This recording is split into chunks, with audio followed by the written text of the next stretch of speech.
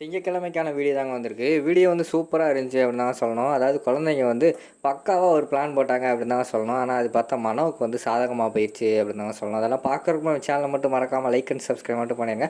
First எடுத்தோடனே குழந்தைங்கலாம் plan போட்டுக்கிட்டு இருக்காங்க.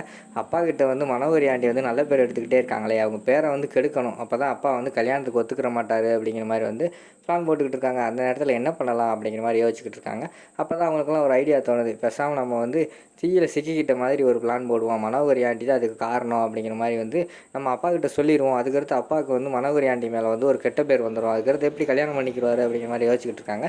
சரின்னு சொல்லிட்டு அவங்களா தீயெல்லாம் செட்டப் பண்ணி அவங்களா தீக்குள்ளே போய் மாட்டிக்கிற மாதிரி ஒரு பிளான் போட்டு அதெல்லாம் நடத்துகிற மாதிரி காட்டிக்கிட்டு இருக்காங்க. அந்த நேரத்தில் எல்லாம் தீயெல்லாம் எரிஞ்சிக்கிட்டு இருக்கு. அங்கேருந்து பக்கத்தில் இருந்தவங்க எல்லாருமே வந்து பார்த்துக்கிட்டு இருக்காங்க. பக்கத்தில் மனோவும் நின்று பார்த்துக்கிட்டு இருக்காங்க. டக்குன்னு அங்கனக்குள்ளே வந்து நம்ம இவங்க வராங்க. அந்த நேரத்தில் சுடருக்கு வந்து அந்த பிளான் தெரியல. வேகமாக போய் நம்ம வந்து குழந்தைகளை காப்பாற்றிடும் அப்படின்னு சொல்லிட்டு போர்வையெல்லாம் பயங்கரமாக மூடிட்டு போய் உள்ளே தீக்குள்ளே போய் குழந்தையெல்லாம் ஒவ்வொரு குழந்தையெல்லாம் வந்து காப்பாற்றி வெளியில் கொண்டு வந்துடுறாங்க. அந்த நேரத்தில் கடைசியாக தான் எழில் வந்து வராரு. வந்தவொடனே கடைசியில் பார்த்தா குழந்தைங்கள்லாம் மனோகரி ஆண்டிக்கிட்ட இருக்கிறத பார்த்தோன்னே அவருக்கு வந்து மனோ தான் இந்த குழந்தையெல்லாம் காப்பாற்றினாங்க அப்படின்னு வந்து அவர் நினச்சிடுறாரு. உடனே ரொம்ப தேங்க்ஸ் மனோ, குழந்தை நீ இல்லைன்னா என்ன ஆயிருக்குன்னு தெரியல, குழந்தையெல்லாம் காப்பாற்றிட்ட அப்படிங்கிற மாதிரி சொல்லிட்டு இருக்காங்க.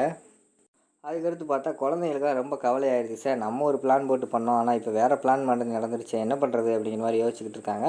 சரி, குழந்தைகள்லாம் ரூமில் உட்காந்து நம்ம சுரர்கிட்ட வந்து ரொம்ப கவலையாக சொல்லிகிட்டு இருக்காங்க. எப்படியா இந்த கல்யாணத்தை நிறுத்திடணும், போகிறத பார்த்தா கல்யாணம் நடந்துரும் போலையே அப்படிங்கிற மாதிரி சொல்லிட்டு குழந்தைங்க வந்து ரொம்ப கவலைப்பட்டு ஃபீல் பண்ணிகிட்டு இருக்காங்க. அப்போ சுடர் வந்து சொல்கிறாங்க, நீங்கள் ஒன்றும் கவலையே படாதீங்க, இந்த கல்யாணம் நடக்கவே நடக்காது. இந்த என் உயிரை கொடுத்தாலும் இந்த கல்யாணத்தை வந்து நான் நிப்பாட்டுறேன் அப்படின்னு சொல்லிட்டு அவங்களுக்கு வந்து சபதம் கொடுக்காங்க.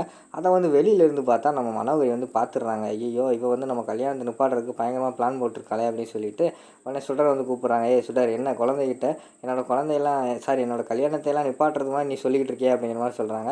ஆமாம், நான் கல்யாணத்தை நிப்பாட்ட தான் போகிறேன். நான் பாருங்கள் கல்யாணம் வந்து நடக்காது அப்படிங்கிற மாதிரி சொல்கிறாங்க. நீ வேணா பாரு, கண்டிப்பாக கூடி சீக்கிரம் எழிலோட கையால் நான் வந்து என் கழுத்தில் தாலி வாங்கி காட்டுறேனா இல்லையான்னு பாரு, உன்னையும் அந்த குழந்தைகளையும் இந்த வீட்டை விட்டு வெளியே அனுப்புறேனா இல்லையான்னு பாரு அப்படிங்கிற மாதிரி மனோ சொல்கிறாங்க. அதோட பார்த்துக்கிட்டிங்கன்னா அந்த ப்ரோமோ வந்து முடிச்சிடுறாங்க.